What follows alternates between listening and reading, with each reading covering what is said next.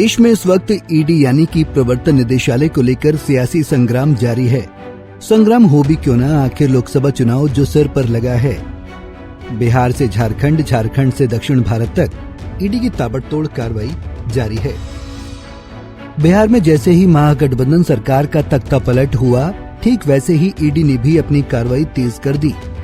Land for job घोटाले में जहां लालू यादव से कल लंबी पूछताछ हुई, तो वहीं आज तेजस्वी यादव से पूछताछ हो रही है।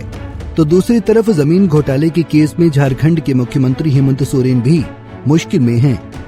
वो तो गायब ही हो गए हैं, उनका कोई पता नहीं है। सोमवार को ईडी की टीम और दिल्ली पुलिस सोरेन को ढूंढती रही, लेकिन उनका कोई सुराग नहीं मिला है। दरअसल कल आरजेडी सुप्रीमो लालू यादव को ईडी ने पूछताछ के लिए बुलाया, जिसके बाद लालू प्रसाद यादव पटना स्थित ईडी दफ्तर पहुंचे और ईडी के सवालों का सामना किया। प्रवर्तन निदेशालय ने सोमवार को राष्ट्रीय जनता दल प्रमुख लालू प्रसाद से करीब 10 घंटे तक पूछताछ की। बताया जा रहा है कि उन्होंने ज्यादातर सवालों के जवाब हाँ या ना में दिए। एजेंसी ने लालू से रेलवे में कथित लैंड फॉर जॉब स्कैम में मनी लॉन्ड्रिंग जांच के सिलसिले में पूछताछ की। लालू पहली बार जांच एजेंसी के सामने पेश हुए थे।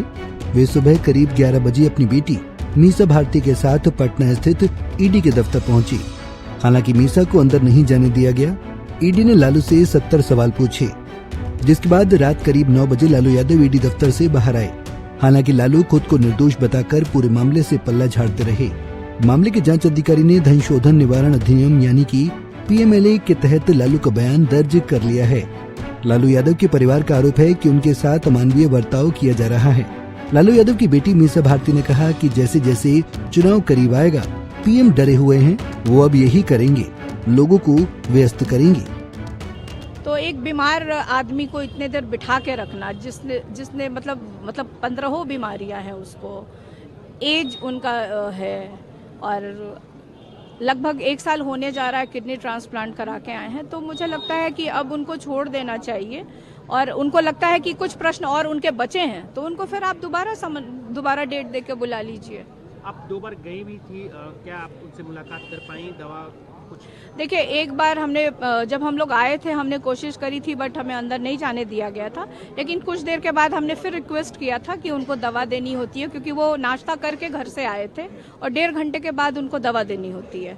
तो वो दवा मैं खुद लेके गई थी, पानी का बॉटल और ग्लास में वहाँ रख करके आई थी कि अगर उनको आवश्यकता होगी तो वहीं रखाई थी पीने के लिए। बस वही एक उनसे मुलाकात हुई थी उस समय। उसके बाद आई थिंक प्रश्न उस समय पूछताछ चल ही रहा था।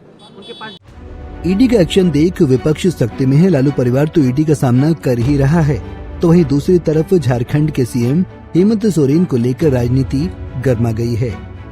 सोमवार को मनी लॉन्ड्रिंग के मामले में पूछताछ के लिए झारखंड के CM हेमंत सोरेन के दिल्ली आवास पर प्रवर्तन निदेशालय की टीम पहुंची थी, लेकिन इस दौरान वो वहां नहीं मिले। हालांकि ईडी का दस्ता 13 घंटों से अधिक समय तक वहां डेरा डाले रहा, जबकि आवास की तलाशी भी ली गई। जांच एजेंसी ने झारखंड CM के इस आवास से BMW कार, जो कि हरियाणा के नंबर पर रजिस्टर है, उसको जब्त कर लिया और कुछ दस्तावेज भी जब्त किए हैं। हालांकि झारखंड मुक्ति मोर्चा ने ईडी के एक्शन को हेमंत सोरेन को बदनाम करने की नियोजित साजिश करार दिया। वहीं बीजेपी ने दावा किया कि CM सोरेन गिरफ्तारी के डर से 18 घंटे से फरार हैं। वहीं विपक्ष पर ईडी कार्रवाई को लेकर शिवसेना उद्धव गुट के सांसद संजय राउत ने कहा कि नीतीश कुमार को तोड़ो, शिवसेना को तोड़ो, हेमंत सोरेन पर छापेमारी करो, केजरीवाल पर छापेमारी करो। ये नौटंकी क्यों चल रही है? आप हारने जा रहे हो, आपको भगवान राम भी नहीं बचा रहे हैं। 400 पार है तो ये नीतीश कुमार को तोड़ो, शिवसेना को तोड़ो, NCP को तोड़ो, हेमंत सोरेन के ऊपर रेड करो, केजरीवाल जी के ऊपर रेड करो। हाँ, ये नौटंकी क्यों चल रही है? आप डर गए हो 400 पार के, आपको 200 नहीं, आप 200 पार नहीं करने जा रहे हो।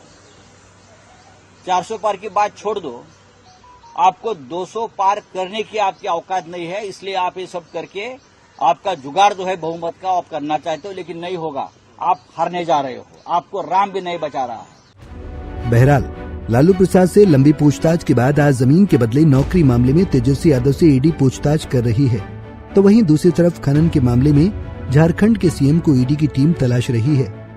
CM सोरेन कहां हैं, किसी को कुछ पता नहीं है। Bureau report, Punjab Kesari TV. हमसे जुड़े रहने के लिए हमारे YouTube चैनल को सब्सक्राइब करें और नई वीडियो की नोटिफिकेशन के लिए बेल आइकॉन को दबाएं।